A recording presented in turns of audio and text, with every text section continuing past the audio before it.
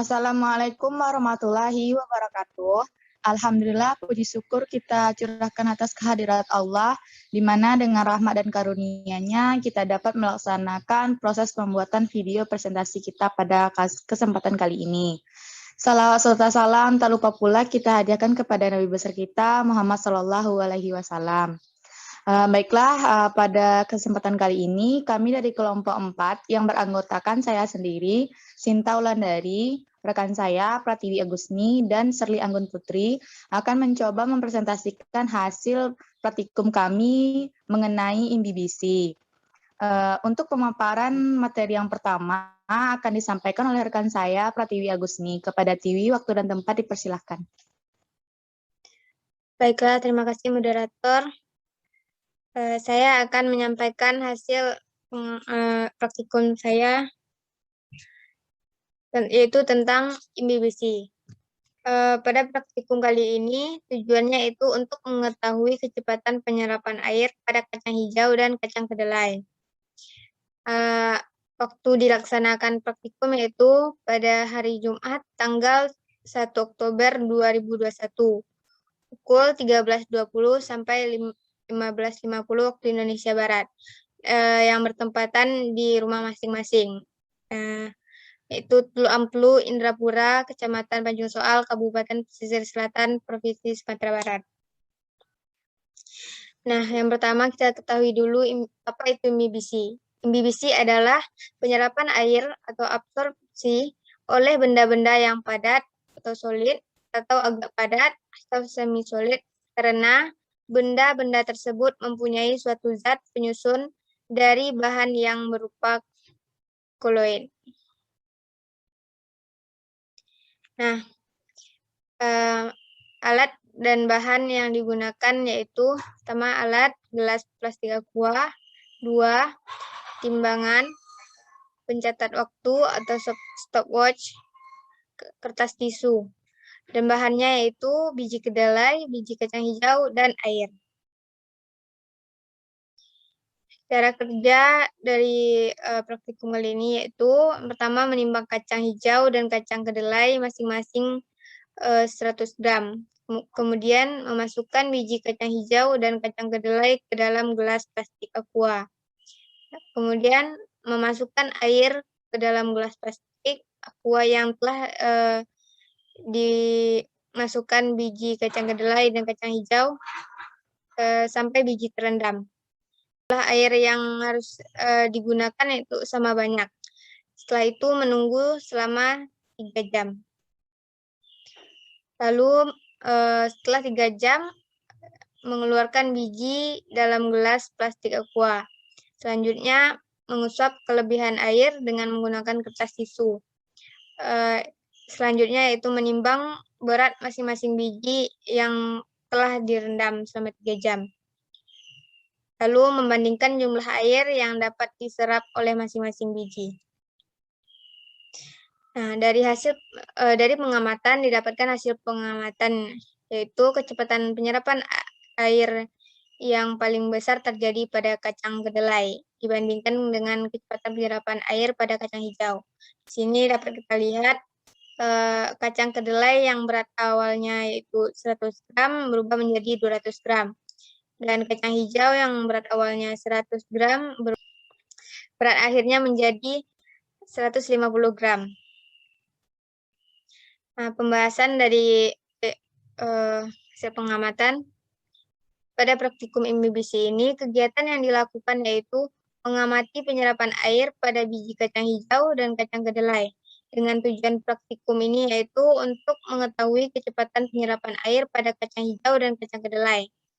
Nah, IMBBC ini adalah penyerapan air atau absorpsi oleh benda-benda yang padat atau agak padat karena benda-benda tersebut mempunyai suatu zat penyusun dari bahan yang berupa koloid. Berdasarkan hasil pengamatan yang dilakukan, didapatkan hasil yang berbeda-beda pada kecepatan penyerapan air biji kacang hijau dan kacang kedelai. Kecepatan penyerapan air yang paling besar terjadi pada kacang kedelai dibandingkan dengan kecepatan penyerapan air pada kacang hijau. Dengan berat awal biji kacang hijau dan biji kacang kedelai, yaitu 100 gram pada masing-masingnya. Lalu berat akhirnya berubah menjadi biji kacang hijau menjadi 150 gram dan biji kacang kedelai 200 gram. Hal ini disebabkan oleh kondisi dari jenis bijinya yang berbeda. Kecepatan penyerapan air pada kedua jenis biji ini berbeda karena pada setiap biji mempunyai tekanan atau potensial air yang berbeda-beda. Selain itu, daya serap air oleh masing-masing biji juga berbeda, dan struktur dari masing-masing biji juga tidak sama. Nah, selanjutnya kesimpulan.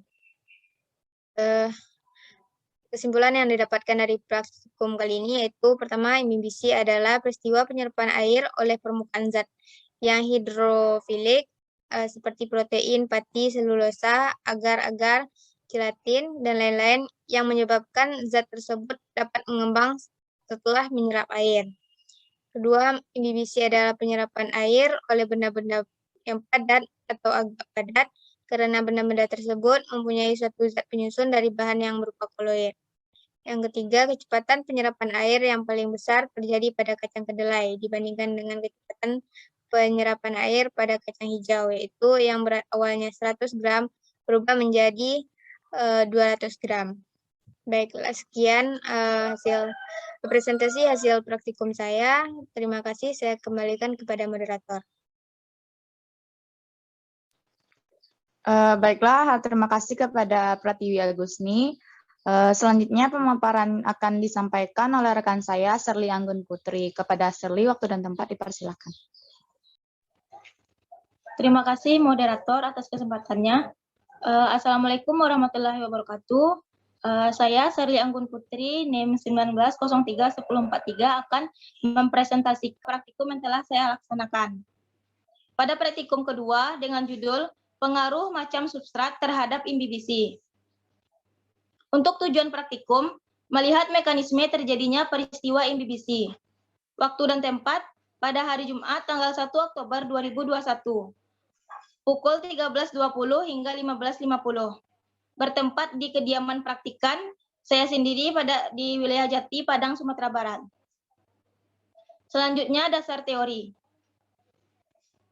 Imbibisi yaitu membesarnya ukuran biji karena sel-sel embrio membesar dan biji melunak. Terjadinya proses perkecambahan pada tahap imbibisi dikarenakan adanya aktivitas enzim amilase. Imbibisi merupakan salah satu proses difusi yang terjadi pada tanaman. Imbibisi merupakan masuknya air pada ruang interseluler dari konsentrasi rendah ke konsentrasi tinggi. Proses imbibisi juga memiliki kecepatan penyerapan air yang berbeda-beda untuk setiap jenis biji tanaman.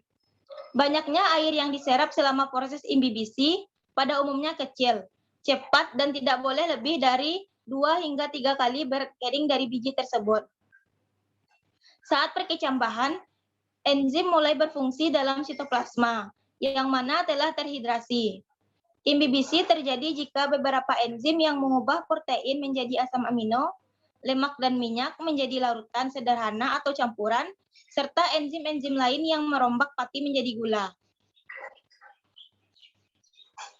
Imbibisi merupakan tahap pertama yang sangat penting, karena menyebabkan peningkatan kandungan air benih yang diperlukan untuk memicu perubahan biokimiawi dalam benih, sehingga benih berkecambah. Jika proses ini terhambat, maka perkecambahan juga akan terhambat. Nah, selanjutnya, adapun proses perkecambahan benih ada 5 tahap. Tahap yang pertama, penyerapan air oleh benih, melunaknya kulit biji, dan hidrasi dari protoplasma.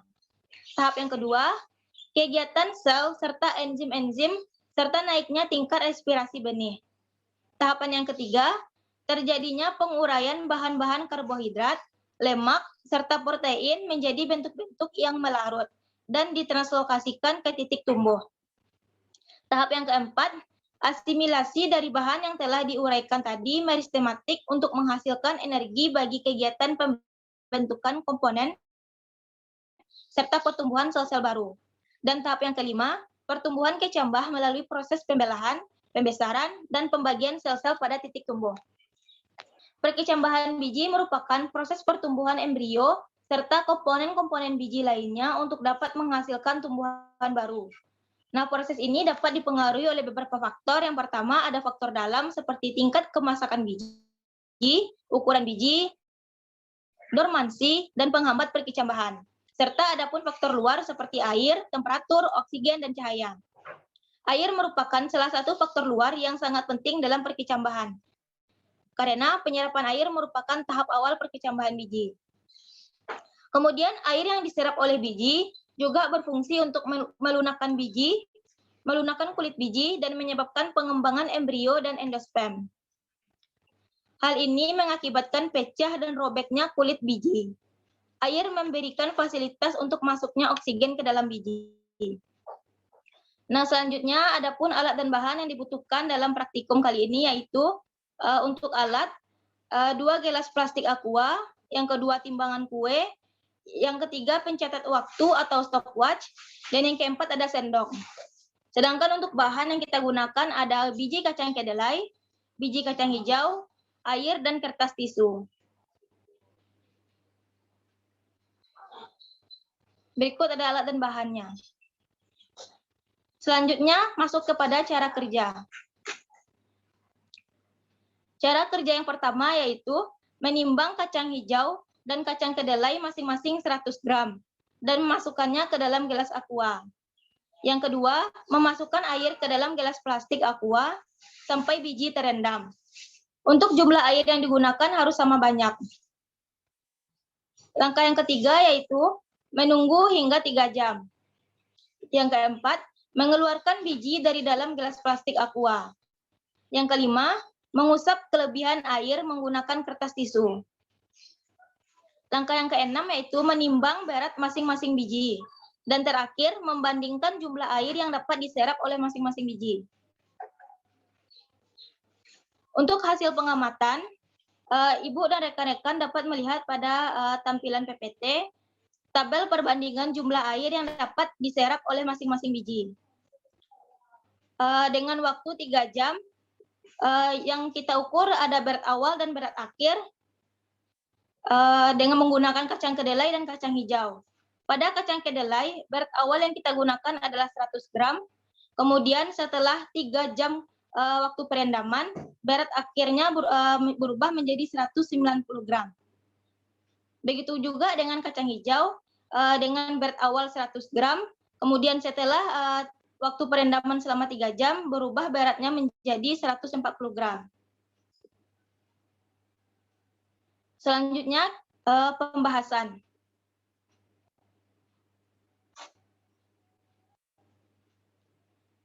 Imbibisi yaitu membesarnya ukuran biji karena sel embrio membesar dan melunak. Terjadinya proses perkecambahan pada tahap imbibisi dikarenakan adanya aktivitas enzim amilase. Imbibisi merupakan salah satu proses difusi yang terjadi pada tanaman. Peristiwa perendaman terjadi proses imbibisi oleh kulit biji tanaman tersebut. Proses imbibisi juga memiliki kecepatan penyerapan air yang berbeda-beda untuk setiap jenis tanaman. Imbibisi juga merupakan penyerapan air akibat potensial air yang rendah pada biji yang kering. Air yang berimbibisi menyebabkan biji mengembang dan memecahkan kulit pembungkusnya dan memicu perubahan metabolik pada embrio yang menyebabkan biji tersebut melanjutkan pertumbuhan. Nah, berdasarkan hasil pengamatan yang telah dilakukan, didapatkan hasil yang berbeda-beda kecepatan penyerapan air pada setiap jenis biji. Kecepatan penyerapan air pada kacang kedelai jauh lebih besar dibandingkan dengan kacang hijau. Dengan penambahan berat pada kacang kedelai yaitu 190 gram dan kacang hijau 140 gram, di mana masing-masing memiliki berat awal yang sama yaitu 100 gram. Nah, hal ini terjadi dikarenakan kondisi dari jenis biji yang berbeda. Kecepatan penyerapan air pada masing jenis biji sangat berbeda. Karena pada setiap biji mempunyai tekanan atau potensial air yang berbeda. Selain itu, daya serap air oleh masing-masing biji juga berbeda. Kemudian untuk struktur dari masing-masing biji juga tidak sama. Penambahan berat tersebut disebabkan karena masuknya air ke dalam biji pada saat perendaman. Untuk kenaikan berat itu disebabkan penyerapan air pada biji kacang hijau dan juga kacang kedelai. Kemampuan dinding dan plasma sel biji untuk menyerap air dari luar sel. Absorpsi air oleh senyawa pembentuk protoplasma dan dinding sel, khususnya senyawa yang berukuran mikromolekul seperti protein, polisakarida, dan lainnya. Molekul-molekul air terikat di antara molekul dinding sel atau plasma sel, sehingga plasma sel mengembang. Masuknya air ke dalam biji itu disebabkan karena adanya gaya tarik senyawa di dalam biji yang bersifat higroskopik. Apa itu higroskopik? Higroskopik juga disebut sebagai kristal karbohidrat. Air yang berimbibisi menyebabkan biji mengembang dan memecahkan kulit pembungkusnya, serta juga memicu perubahan metabolik pada embrio yang menyebabkan biji tersebut melanjutkan pertumbuhan. Untuk faktor yang mempengaruhi penyerapan air ada beberapa. Yang pertama, permeabilitas kulit atau membran biji. Yang kedua, konsentrasi air. Yang ketiga, suhu air. Yang keempat, tekanan hidrostatis. Dan yang kelima, luas permukaan biji yang kontak dengan air, spesies, dan varietas. Dari pengamatan biji kacang di menit terakhir, sudah tidak adanya penambahan berat. Itu disebabkan karena sudah tidak ada lagi gaya tarik oleh senyawa higroskopik atau amilum dengan protein yang ada di dalam biji, karena sudah penuh dengan air yang tadinya diserap. Hal ini terjadi karena adanya titik jenuh biji pada proses penyerapan. Ketika volume air dalam membran biji telah sampai pada batas tertentu, akan timbul tekanan hidrostatik yang mendorong keluar biji, sehingga kecepatan penyerapan air pun menurun. Dan berdasarkan hal inilah sehingga dapat diketahui bahwa semakin lama proses perendaman biji di dalam air, maka semakin besar pula kecepatan penyerapan airnya. Begitu pula sebaliknya, semakin sedikit waktu perendaman, maka semakin lambat kecepatan penyerapan air. Nah, proses perkecambahan tadi melibatkan proses fisika maupun kimia. Proses fisika terjadi ketika biji menyerap air akibat dari potensial air rendah pada biji yang kering. Proses imibisi berguna untuk melunakkan kulit biji serta menyebabkan pengembangan embrio dan endosperm. Yang kedua, proses imibisi pada hakikatnya adalah suatu proses difusi. Sel-sel biji yang kering memiliki nilai osmosis tinggi sehingga molekul air berdifusi ke dalam sel biji yang kering. Nah, selanjutnya yaitu kesimpulan. Berdasarkan pembahasan di atas, maka dapat disimpulkan sebagai berikut. Yang pertama, imbibisi yaitu membesarnya ukuran biji karena sel embrio membesar dan biji melunak. Imbibisi merupakan penyerapan air akibat potensial air yang rendah pada biji yang kering.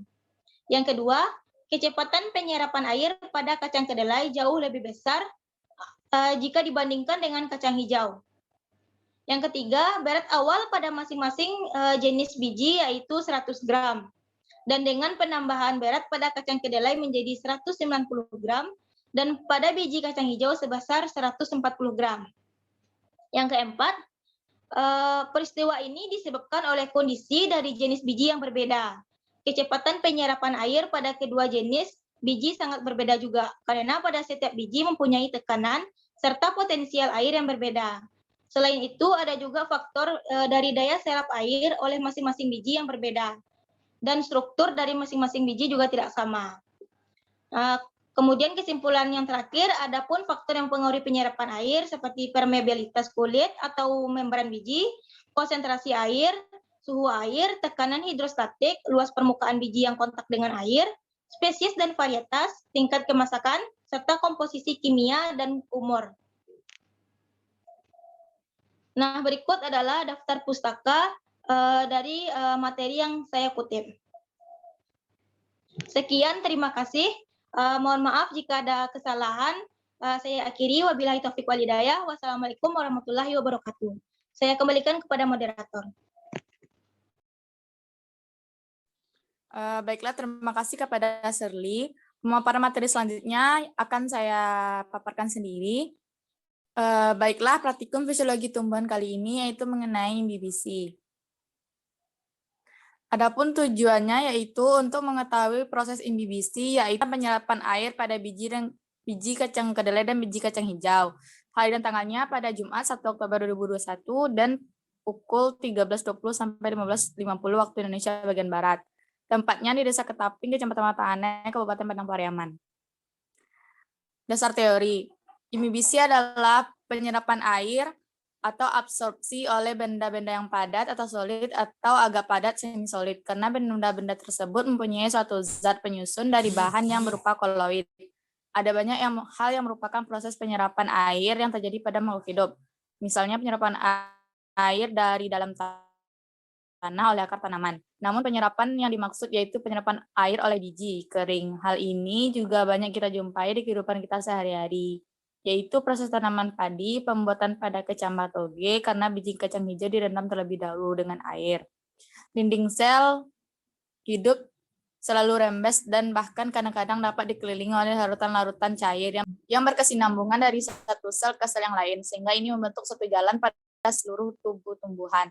Jika dipandang dari sudut hubungannya dengan larutan sebuah sel, tumbuhan biasanya dapat dibandingkan dengan peristiwa osmosis tipe tertutup.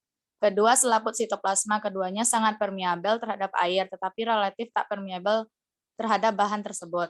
Imbibisi berfungsi sebagai laju perkecambahan pada benih. Jika benih tidak dapat melakukan imbibisi, maka laju perkecambahan benih akan terhambat. Faktor yang dapat mempercepat laju perkecambahan benih adalah terjadinya imbibisi pada benih. Karena dengan adanya imbibisi, laju metabolisme pada benih akan berjalan dengan lancar. Biji yang kering atau biji yang mati masih dapat melakukan imbibisi, namun tidak dapat memperlancar laju metabolisme pada benih, sehingga biji hanya akan menggelembung. Adapun alat dan bahan pada praktikum kita kali ini yaitu sendok, gelas plastik aqua, timbangan kue, pencatat waktu, dan kertas tisu. Dapat Ibu dan rekan lihat pada layarnya. Yang kedua ada bahan yaitu biji kedelai dan biji kacang hijau dan air. Dapat Ibu dan rekan semua memperhatikannya. Selanjutnya kita masuk ke cara kerja. Yang pertama, menimbang kacang kedelai dan kacang hijau masing-masing 100 gram dan memasukkannya ke dalam gelas plastik. Yang kedua, memasukkan air ke dalam gelas plastik sampai biji terendam. Setelah menunggu selama 3 jam, kemudian mengeringkan air yang ada di dalam gelas plastik. Yang keempat, mengeluarkan biji dari gelas plastik. Yang kelima, mengusap air pada biji dengan menggunakan tisu. Dan yang keenam, menimbang kembali berat biji. Dapat Ibu dan rekan lihat semua hasil akhir setelah 3 jam perendaman. Tabel pengamatan, berat masing-masing kacang hijau dan kacang kedelai itu adalah 100 gram. Setelah dilakukan perendaman selama 3 jam, terjadi perubahan berat pada kacang hijau menjadi 130 gram dan pada kacang kedelai menjadi 150 gram. Selanjutnya pembahasan. Praktikum mandiri kali ini yang dilakukan pada tanggal 1 Oktober 2021 yang dilakukan di kediaman masing-masing dengan bantuan video yang diberikan oleh dosen dan referensi lainnya. Bahwasanya telah dibahas bahwa imbibisi adalah tahap pertama yang sangat penting karena menyebabkan peningkatan kandungan air benih yang diperlukan untuk memicu perubahan biokimiawi dalam benih sehingga benih berkecambah. Imbibisi merupakan proses masuknya air ke dalam benih untuk memicu dimulainya proses perkecambahan. Fungsi air dalam perkecambahan sebagai berikut. Yang pertama, melunakkan biji. Embrio dan endosperm mengembang sehingga kulit biji robek. Yang kedua, memfasilitasi masuknya O2 ke dalam biji. Air imbibisi pada dinding sel sehingga dinding sel menjadi permeabel terhadap gas. Gas masuk dengan cara berdiskusi sehingga kebutuhan O2 pada sel hidup terjadi peningkatan pernafasan aktif. Yang ketiga, mengencerkan protoplasma untuk diaktifasi berbagai macam fungsi sel. Hasil pengamatan dengan menggunakan biji kedelai dan biji kacang hijau dengan berat awal masing-masing 100 gram, kemudian biji ditambahkan dengan air yang kadar air yang dimasukkan sama banyak antara biji kacang hijau dengan biji kacang kedelai.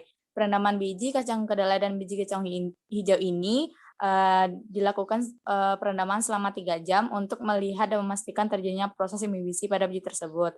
Pengamatan pada 1 jam pertama tidak terlalu adanya perubahan yang signifikan, ditandai dengan volume dari masing-masing biji tersebut hampir sama dengan volume awal. Tetapi pada biji kedelai, volumenya sudah membesar dari keadaan awal.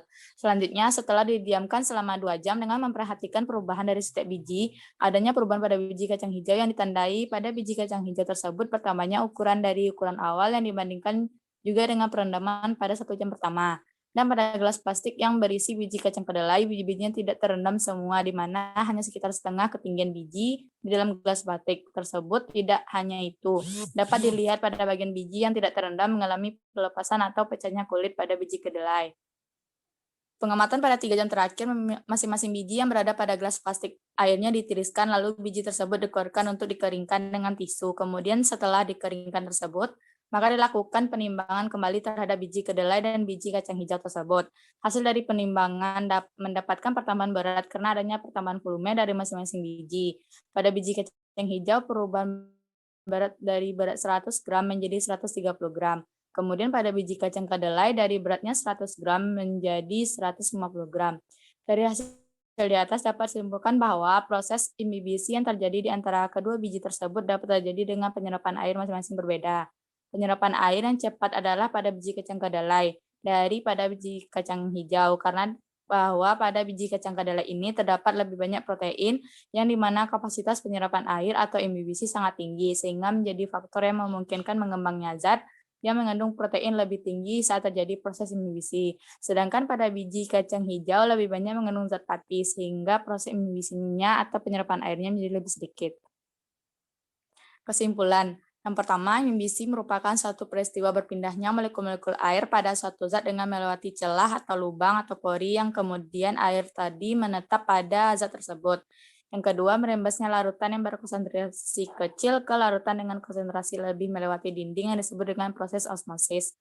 Yang ketiga, terhadap tumbuhan imbibisi merupakan tahapan awal biji dalam melakukan perkecambahan. Yang keempat, proses penyerapan air ini dilakukan pada biji kacang kedelai dan biji kacang hijau, yang menyebabkan terjadinya pecahnya atau robeknya kulit biji yang disertai dengan pengembangan embrio dan endosperma. Adapun fungsi air dalam perkecambahan, yang pertama melunakkan kulit biji, memfasilitasi masuknya O2, mengencerkan protoplasma, dan sebagai alat transportasi larutan zat makanan. Yang ketujuh, kadar protein suatu biji mempengaruhi proses imbibisi karena protein dapat mengembangkan lebih besar daripada biji yang memiliki lebih banyak pati. Proses imbibisi kacang kedelai lebih cepat dibandingkan biji kacang hijau. Berikut daftar pustaka.